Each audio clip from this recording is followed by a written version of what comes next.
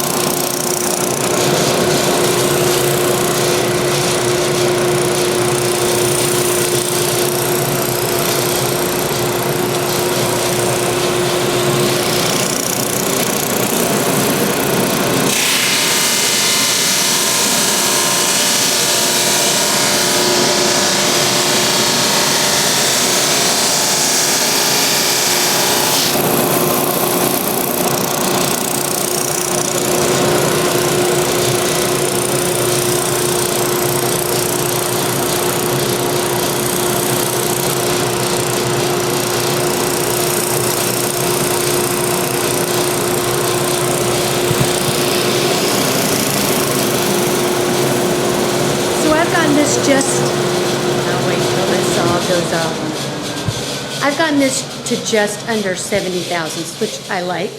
And you'll notice I went through the last pass in the overhead sander upside down, and I didn't move the control at the level at all. So this has a very low ring. What did you mean when you said upside down? Oh, I flipped it around. Not upside down, you flipped it around. I just flipped it around, yeah. So I could get a more even, kind of do this little dance with this sander. Well, the reason for that, I want to just look at the sander for a minute.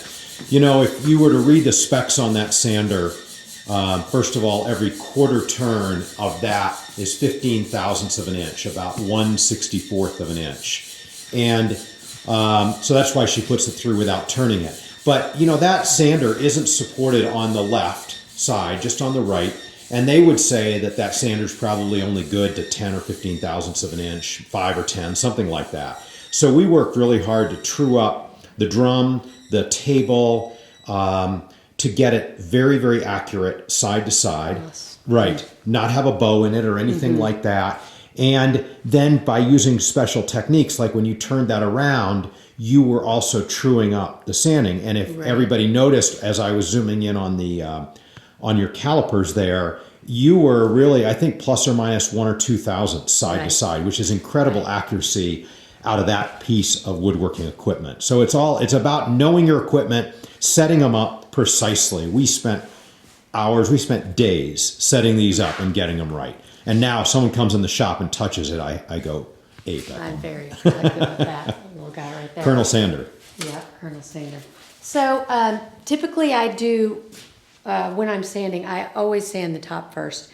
And usually when we have the instrument made out of all the same material, the body, I sand the back relative to the top, like 5 to 10, between 5 and 7 thousandths thicker than the top.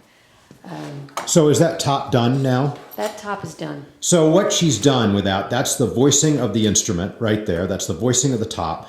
Part of it. The rest of the voicing is going to be done when we brace and when we carve the braces.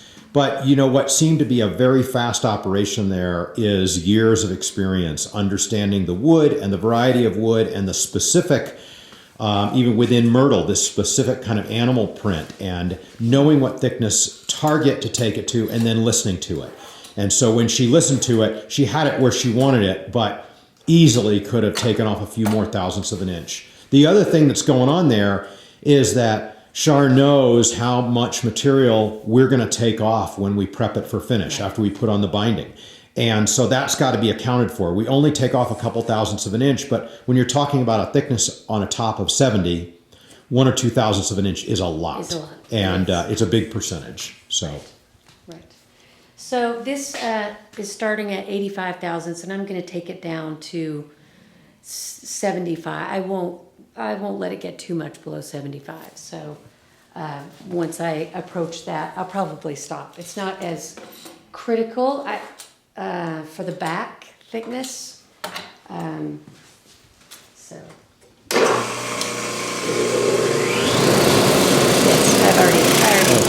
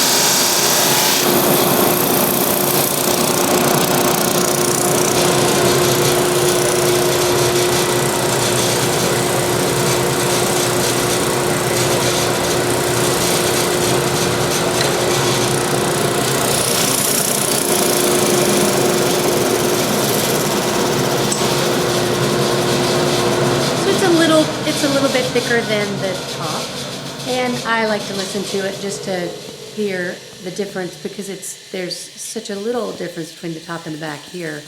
I just like to put that information in my head. So remember that a couple things, that the function acoustically of the top and back are very different. The top is like the head of a drum. You want it to start the vibration of sound, the movement of sound, the movement of air that we perceive as sound. The back is more of a reflector. Also, people ask us a lot of the time, like, how thick should I make my top and back? It is a function of the bracing. So you've got to remember that what we're doing, it's part of an entire system, the body, the bracing, and we know what thickness works for the tone we want, the sustain, the volume, all that. It works for us. But other people's designs, they might go thicker with their top and back. They might go thinner. It really depends on the process as well. So what you do after you put the top and the back onto the instrument. If you do a lot of sanding and scraping after, you're going to have to. They better be thick.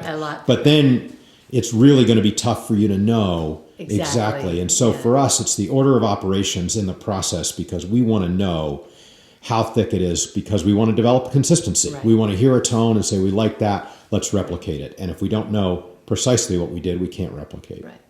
All right, so that's going to end this session. When you come back, we'll mark this for bracing and it will go to the bracing decks.